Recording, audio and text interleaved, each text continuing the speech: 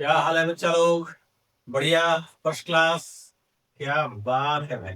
ओ, आज तो बिहार में चुनाव का रिजल्ट आ गया और एनडीए का जो प्रचंड जीत कह सकते हो कि हुआ है। विकास जो बिहार में हुआ, जनता ने उसको शायद सराहा और ताबड़तोड़ मतदान करके एनडीए को जिताया है। तो शुभकामना एनडीए को, और साथ ही साथ जो हार गए हैं उनको भी आगे और मेहनत करने का सुझाव है कि आप और मेहनत कीजिए, जनता का सेवा कीजिए, जनता के बीच जाइए, क्योंकि डेमोक्रेसी में तो जनता ही मालिक है। तो जितना उसका सेवा करेंगे उसी हिसाब से वो रिस्पॉन्स भी देगी। खैर, हम लोग को राजनीति से क्या लेना देना है, हम लोगों को तो आईआईटी और मेडिकल निकालना है। तो आइए हम लोग अपने काम में लगते हैं, उनकी वो जाने। जब आपको भी कुछ करना हो इस तरह का तो आप भी कीजिएगा, कोई भी चीज बुरा थोड़ी होता है। लेकिन फिलहाल जो काम है उसको हम लोग करें। आज हमने करंट इलेक्ट्रिसिटी का थर्ड लेक्चर लिया है, जिसमें कि कुछ जो शेष रह गया था, जो पहले के लेक्चर में कवर नहीं कर पाए थे, उसको आज हम डिस्कस करेंगे, क्वेश्चंस के थ्रू कॉन्सेप्ट्स देंगे। और आज के बाद अगला लेक्चर जो होगा वो कुछ इलेक्ट्रोस्टैटिक्स का लेंगे। मेरी कोशिश है कि हर टॉपिक के क्वेश्चंस को किस तरह से सॉल्व करते हैं ये आप तक पहुंचाएं, आप तक रखें। तो आइए शुरू करते हैं कुछ क्वेश्चंस आज जो हमने लिया है। एक क्वेश्चन आ रहा है स्क्रीन पे। इस क्वेश्चन में ये कहा गया है, जरा इसके डायग्राम को देखिए, सर्किट को देखिए।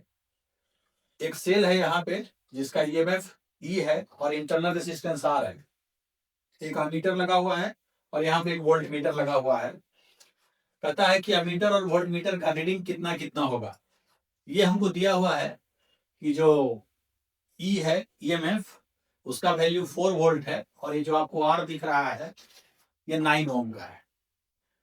बच्चा लोग, ऐसा है कि आप इसको ऐसे समझो, मैं थोड़ा सिंप्लीफाई करके आपको बताना चाहता हूँ। डायरेक्ट क्वेश्चन का आंसर बता देंगे तो शायद उतना अच्छा नहीं रहेगा। तो यदि आपको लगता है कि इसको कैसे क्वेश्चन को सॉल्व किया जाए तो इसको आप ऐसे समझिए। समझने के लिए बात बता रहे हैं कि यहाँ पे अगर हम .1 नोट कर लें, यहाँ .2 नोट कर लें, यहाँ .3 नोट कर लें और यहाँ .4 नोट कर लें, ये आपको समझाने के लिए। तो ये देखा जा सकता है कि 1 पॉइंट और 3 पॉइंट के बीच में, ये 1 और 3 के बीच में एक ऐसा वायर कनेक्ट हुआ है ये, जिसमें कि कहीं कोई रेसिस्टेंस नहीं आया है इस रास्ते में। तो जब भी 2 पॉइंट के बीच कोई रेसिस्टेंस नहीं हो, सिर्फ एक ऐसा वायर हो बिना रेसिस्टेंस वाला, तो आप मान सकते हैं कि यहाँ का पोटेंशियल सेम होगा। चूंकि रेसिस्टेंस नहीं है तो पीडी आई आर जीरो हो जाएगा, क्योंकि आर तो है ही नहीं, और पीडी जीरो होगा मतलब सेम पोटेंशियल। तो ट्रिक याद रखिए कि जब भी 2 पॉइंट के बीच एक ऐसा वायर हो जिसमें रेसिस्टेंस नहीं है, तो आप वहां का पोटेंशियल सेम कर लीजिए, और जब सेम पोटेंशियल है तो उसको एक जगह रख सकते हैं। तो आइए जरा हम 1 और 3 को एक जगह रख लेते हैं। इस सर्किट को हम रीअरेंज करने के मूड में हैं। तो 1 और 3, और इसी प्रकार से 2 और 4 को देखेंगे तो यहाँ 2 है और यहाँ 4 है, और उसके बीच में एक वायर इस तरह से कनेक्टेड है बिना रेसिस्टेंस वाला। तो 2 और 4 का पोटेंशियल भी बेटा सेम हो जाएगा। तो इसको भी यहाँ रख लीजिए। अब जब इसको हम ऐसे रख लिए तो इस सर्किट को जरा रीअरेंज करते हैं। देखिए कैसे अरेंज करते हैं। इस आर को अगर देखें कि कहाँ कनेक्टेड है, ये आर कहाँ कनेक्टेड है, तो 1 और 2 के बीच। तो 1 और 2 के बीच ये आर कनेक्टेड है, ये इस तरह से हो गया ये आर। इसी प्रकार से 2 और 3 के बीच आर कनेक्टेड है, यहाँ 2 है और यहाँ 3 है। देखिए 3 और 2 के बीच में एक फिर आर लगा दीजिए, ये हमारा आर हो गया। और एक 3 और 4 के बीच में है, ये 3 और 4 के बीच में भी एक आर है, तो ऐसे लगा दीजिए। तो ये तीनों रेसिस्टेंस पैरेलल में है, तीनों आर। समझ गए ना बात को, पैरेलल में है। बेटा सेल कहाँ लगा हुआ है, इस सर्किट में 1 और 2 के बीच में सेल लगा हुआ है। तो 1 यहाँ है, 2 यहाँ है, इस सेल को जोड़ दीजिए ऐसे। तो ये जो गिवन सर्किट है उसको जरा हम सिंप्लीफाई कर लें, तो सिंप्लीफाई करने के बाद इस सर्किट यही आता है।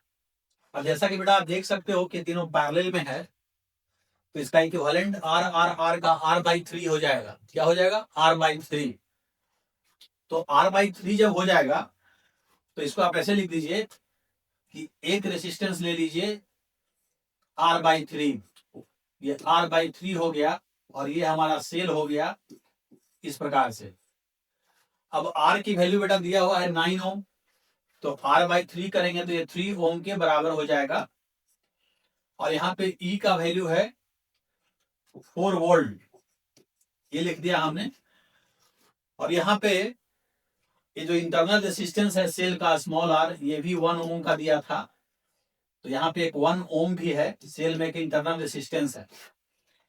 तो बेटा ये बैटरी अगर करंट देगा तो कितना देगा, इस लूप में कितना करंट देगा, तो करंट की वैल्यू जब आप निकालोगे तो इस लूप का ईएमएफ कितना है 4 वोल्ट, और रेसिस्टेंस कितना है, यहाँ 3 है और यहाँ 1 है, तो 3 + 1 4 हो गया, तो 1 एम्पियर का ये सेल करंट दे रहा है। अब क्या है बेटा कि जब ये 1 एम्पियर का करंट दे रहा है तो हम लोगों को अमीटर का रीडिंग निकालना है। अब देखिए ऐसा है, आप ऐसा करो कि जब ये सेल करंट दे रहा है 1 एम्पियर का, तो ये करंट ऐसे आया होगा, ये 1 एम्पियर ऐसे आएगा इस सर्किट में जो ओरिजिनल सर्किट है, और यही ना अमीटर से होके जाएगा, तो 1 एम्पियर तो अमीटर का रीडिंग हो जाएगी। समझ में आई बात?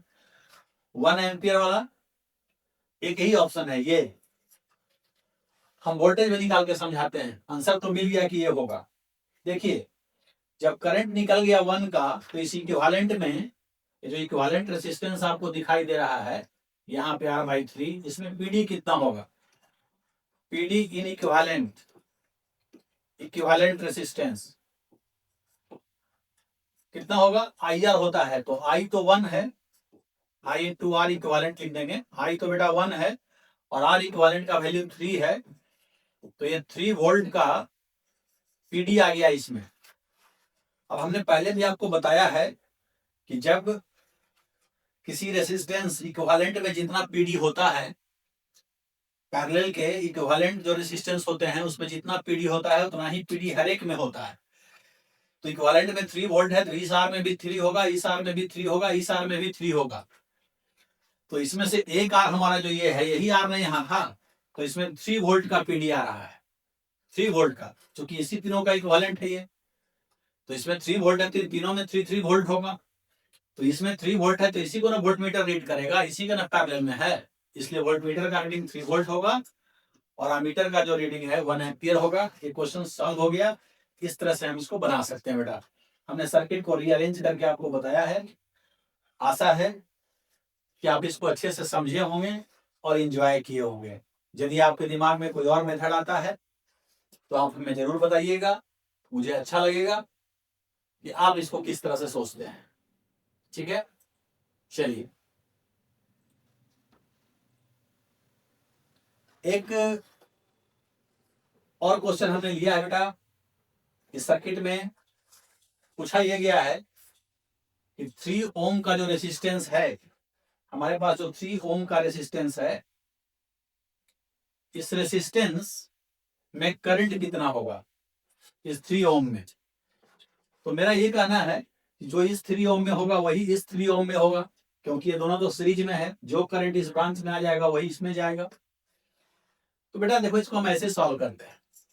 यहाँ 0 पोटेंशियल है, ये अर्थिंग का सिंबल है, ये 0 है, तो यहाँ 0 है, तो ऊपर में कितना हो जाएगा, डिफरेंस 10 का है, तो यहाँ 0 है और ऊपर पॉजिटिव है, मतलब 10 ज्यादा होगा, तो यहाँ 0, तो यहाँ पर हो जाएगा 10 वोल्ट, तो यहाँ का पीडी हो गया 10 वोल्ट पोटेंशियल इस जगह का। इसी प्रकार से बेटा यहाँ का पोटेंशियल हम कितना लिखें तो नहीं पता, यहाँ 0 है, बीच में रेसिस्टेंस है, छोड़ दीजिए, इसको हम V मान लेते हैं, नहीं पता।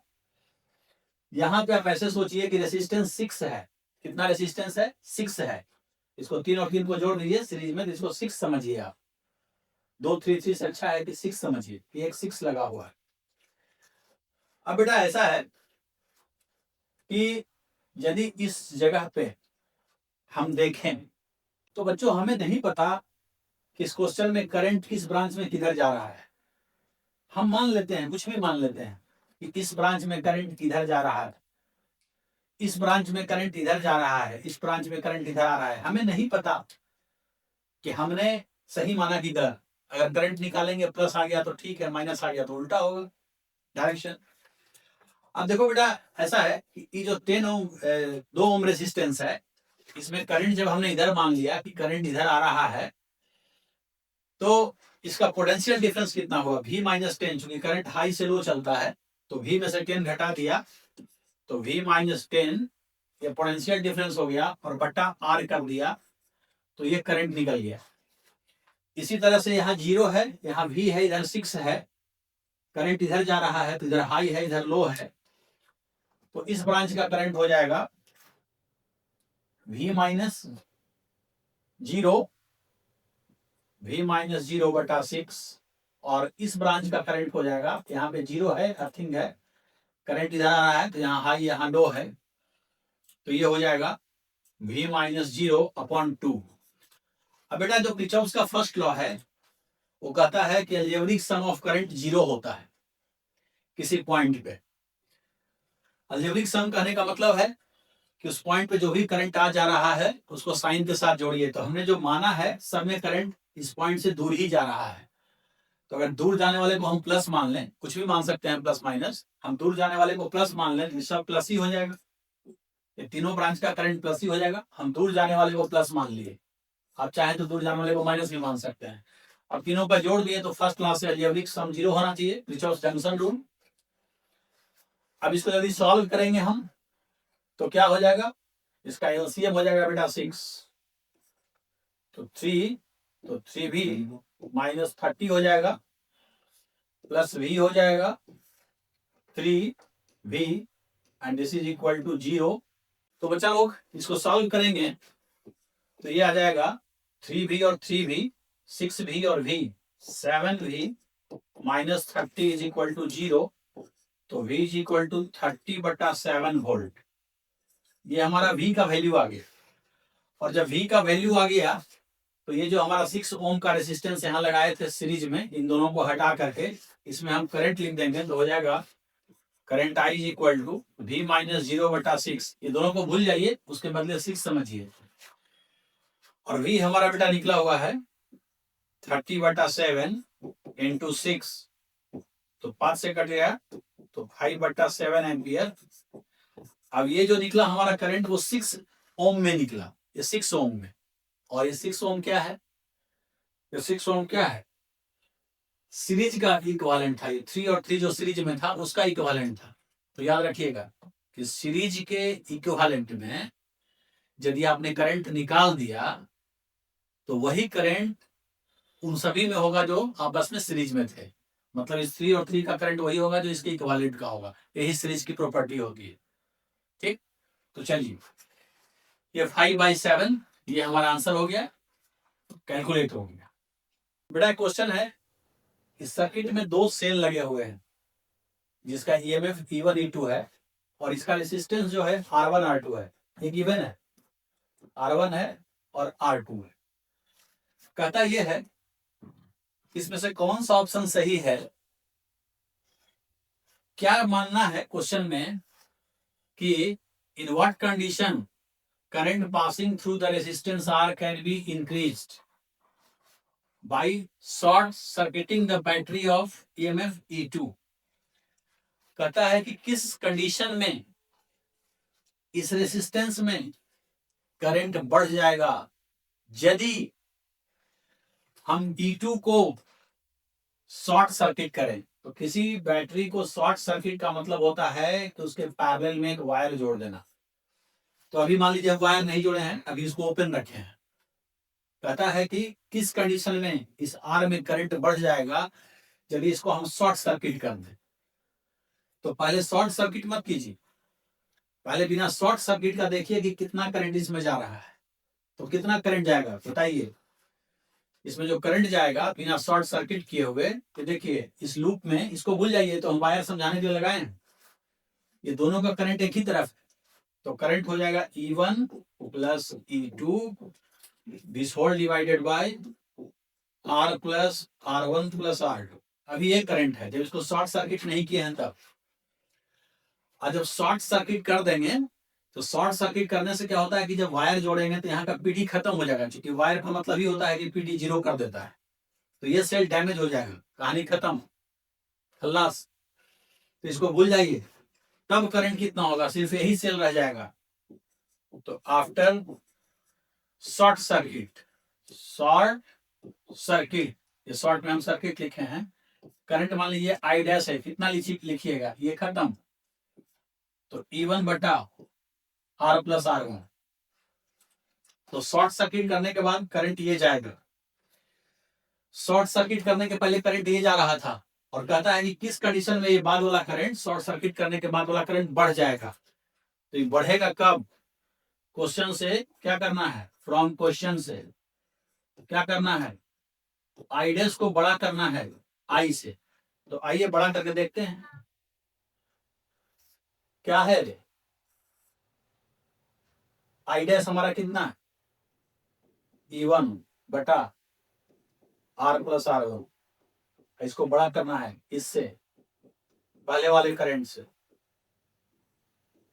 R plus R1 plus R2, cross multiplication कर लीजिए इसको, तो क्या हो जाएगा, E1 R plus E1 R1 plus E2 R2, ये, और ये ग्रेटर है किससे, इधर से कीजिए तो हो जाएगा, R से पहले कर लेते हैं दोनों में, तो E1 R plus E2 R, ये R का हो गया, अब इससे मल्टीप्लाई कीजिए, plus E1 R1 plus E2 R, ये हो गया E2 R1। अब इसको आप देखिए कुछ कैंसिल होता है क्या, कुछ कैंसिल होता है तो कराइए, कुछ कैंसिल होता है तो कराइए। E1 R1 से ये कैंसिल हो गया, और क्या कैंसिल होगा, इससे ये कैंसिल हो जाएगा, तो इधर लेफ्ट हैंड साइड में क्या बचेगा बताइए, इस लेफ्ट हैंड साइड में बच गया E2 R2 and this is greater than, यहाँ E2 कॉमन कर लीजिए तो आ जाएगा R प्लस R1। ऐसा कोई है क्या, यही कंडीशन है कि E2 R2 बड़ा होना चाहिए इससे,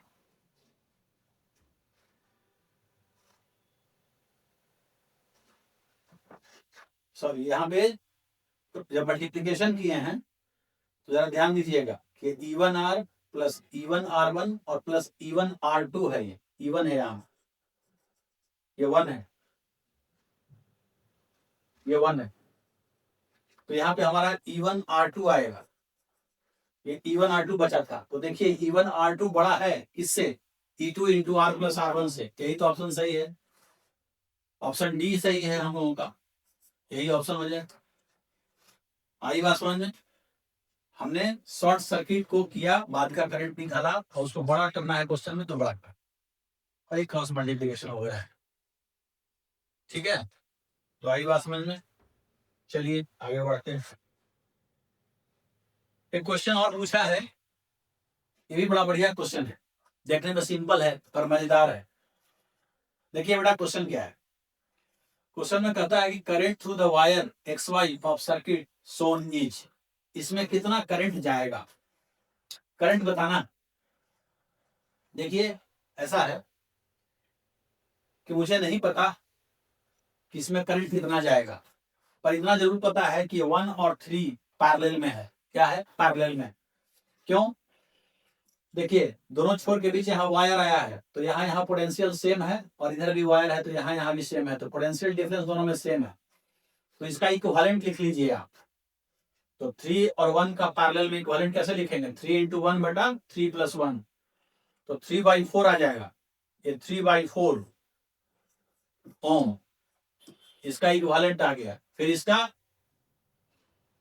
4 और 2 का कीजिए, 4 और 2 का कैसे होगा, 8/6 R1 इंटू R2, 8/6, 8/6 मतलब 4/3, तो 4/3 इसका भी होगा, इसका भी होगा, और ये हो गया 50 वोल्ट, ये आ गया। अब इसमें ऐसा करते हैं, करंट निकाल लेते हैं, इस सर्किट में करंट कितना जाएगा, तो वोल्टेज और रेजिस्टेंस जोड़ लीजिए, कितना हो जाएगा, दोनों को जोड़िए, 3/4 प्लस 4/3। इसको जरा सॉल्व कर लीजिए। इसका एलसीएम 12 हो जाएगा, ऊपर कर देते हैं इसको इंटू 12 और नीचे में हो जाएगा 4 3 12 9 और 3 चौका 12 16, ये हो जाएगा 25 और 25 दूना 50, तो 24 एम्पियर का करंट आ गया बेटा।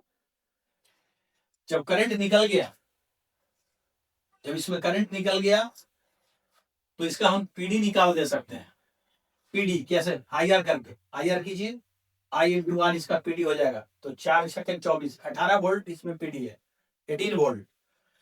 और ये हम कहां से लाए थे? इसके इक्विवेलेंट से, इसके इक्विवेलेंट से। तो 18 वोल्ट इसमें भी होगा और 18 वोल्ट इसमें भी होगा, क्योंकि पैरेलल का इक्विवेलेंट का ही तो खासियत है कि इक्विवेलेंट का पीडी निकल गया मतलब दोनों का पीडी निकल गई। इसी प्रकार के इसका आई आर कीजिए, आई आर कीजिएगा तो 3 8 24, 8 चौका 32, तो इसमें 32 वोल्ट का पीडी है और इसमें भी 32 वोल्ट का पीडी है। अब देखिए सवाल कुछ है नहीं, जब इसमें 18 वोल्ट का पीडी है तो करंट कितना होता है? V बाई आर, तो इसमें 18 एम्पियर का करंट जा रहा है। मतलब ये सेल आया था, सेल जो ऐसे करंट दिया था, ये करंट यहाँ के डिवाइड हुआ होगा ऐसे, तो इसमें जा रहा है 18 एम्पियर का, 18 एम्पियर याद रखिएगा। और इसमें जाएगा V बाई आर 18/3, 6 एम्पियर का इसमें जा रहा है, इसमें 6 जा रहा है। इसी प्रकार से 32 वोल्ट है तो 32/2 16 एम्पियर का करंट इसमें है, 16 एम्पियर का। तो मतलब साफ है, ये जो करंट चला 18, इसमें 16 ही जा रहा है, 16 एम्पियर जा रहा है, तो बाकी 2 एम्पियर कहाँ जा रहा है? इसका मतलब है कि 2 एम्पियर इधर से आ रहा है, 2 एम्पियर इधर से आ रहा है, तो यही तो पूछा था 2 एम्पियर, आंसर ये हो जाएगा। समझ में आई बात? और देख सकते हैं आप कि 6 एम्पियर और 2 एम्पियर मिलकर इसमें 8 एम्पियर पास करेगा, तो आ तो रहा है, V/R भी कर रहे हैं तो 8 ही आ रहा है। तो इस तरह से क्वेश्चन पूछा गया था, बड़ा बढ़िया क्वेश्चन है, थोड़ा सा क्वेश्चन है लेकिन इंटेलिजेंट क्वेश्चन है। तो आशा करते हैं कि आपको क्वेश्चन समझ में आया होगा। तो बच्चा लोग, आज हमने आपको कुछ क्वेश्चंस बतलाए, आज इतना ही रखता हूँ। बिहार का रिजल्ट आया है तो मैं भी थोड़ा उसमें इंटरेस्ट रखता हूँ, उसी में लगा हूँ, तो आज कुछ कमी क्वेश्चंस आपको बता रहे हैं। अगले दिन फिर मिलेंगे कुछ नए क्वेश्चंस के साथ, इसमें कुछ इलेक्ट्रोस्टैट्स के क्वेश्चन होंगे और देखेंगे यदि सर्किट से कोई क्वेश्चन और होगा उसको भी डाल देंगे। तो आज के लिए बस इतना ही, आप लोग एंजॉय कीजिए, मन लगाकर पढ़िए। तब तक के लिए क्या बोले, शुभ रात्रि, शब्बा खैर, सायोनारा, टाटा, बाय बाय।